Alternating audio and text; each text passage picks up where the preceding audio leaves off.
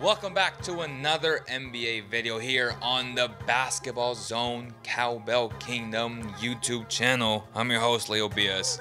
Today we're talking Milwaukee Bucks, Giannis Antetokounmpo, MVP of the NBA. They're just so good. When you just look at them from top to bottom, they're so deep, and that's why I have them going to the NBA Finals, barring some catastrophe of injuries. You know, the Chris Middletons, the Brook Lopez's, and the Giannis. Those three guys are just so good, and there's a reason why they're number one in points per game at 118.6. That's just phenomenal. That's just insane to me. They're number one in rebounds. Then they're seventh in assists per game at 25.9, and they're fifth in points allowed at 107.4.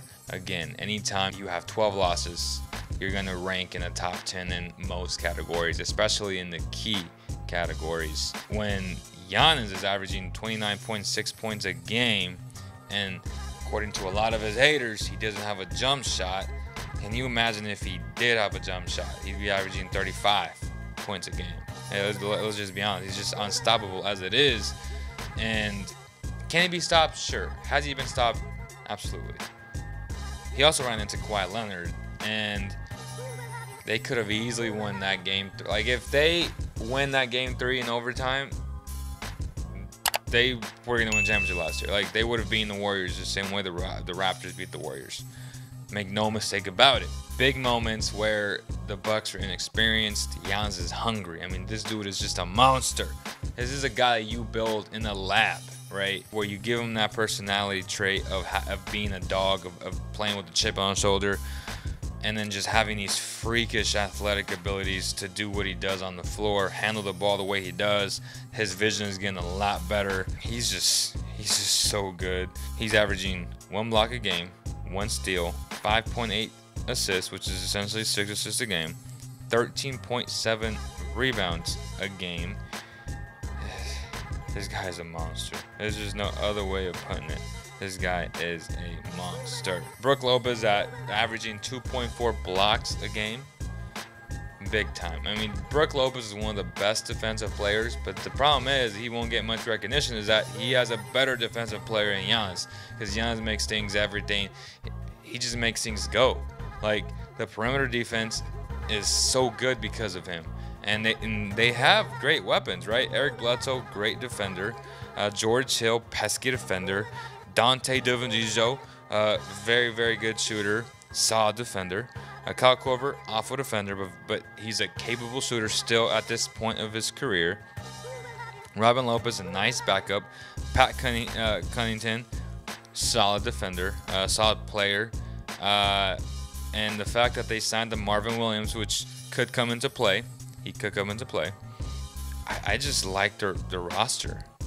Eric Bledsoe is the biggest question mark. He's going to be the biggest question mark for this team to win a championship. Can he be the Eric Bledsoe during an NBA season? The same was said about Kyle Lowry. Don't forget about that. Like, the same was said until he stepped up, and now we all forget about how bad Kyle Lowry was in the playoffs, okay? Eric Bledsoe is more than capable of being a very good player in the playoffs. Has he had a tough time in the playoffs? Yes, he has, but this is the year where if he wants to make a name for himself, he's gonna do it. He's gonna do it. Giannis just gotta worry about hitting his mid-range shot at a higher clip, because they're gonna pack in the lane against him. You already know that's gonna happen. So he's gonna be better equipped, better prepared for this season. He knows what's coming, and I'm sure he's smart enough and has high basketball IQ to adjust to what a defense is gonna show. There's a lot of guys in the East that are good. Joel Embiid, Bam Adebayo, who I would have faith in containing him to some extent. Like, he's still gonna get his numbers. Will he be as efficient as he's been? We'll soon find out. When it's all said and done, if Giannis, Middleton, Brook don't get injured, I just have the Bucks making it to the NBA Finals.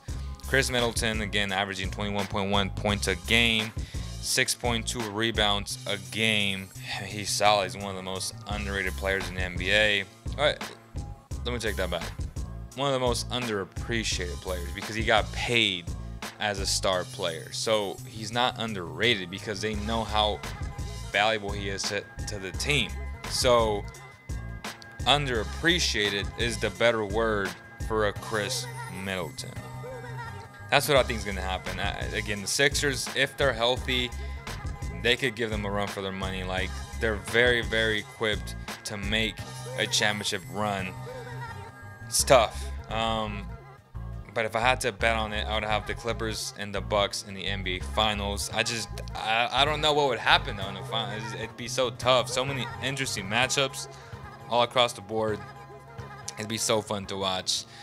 Let me know what you guys think. Do you agree or do you disagree? Let's have a great basketball conversation. If you enjoyed this video, make sure to share with all your Buck fans, with all NBA fans.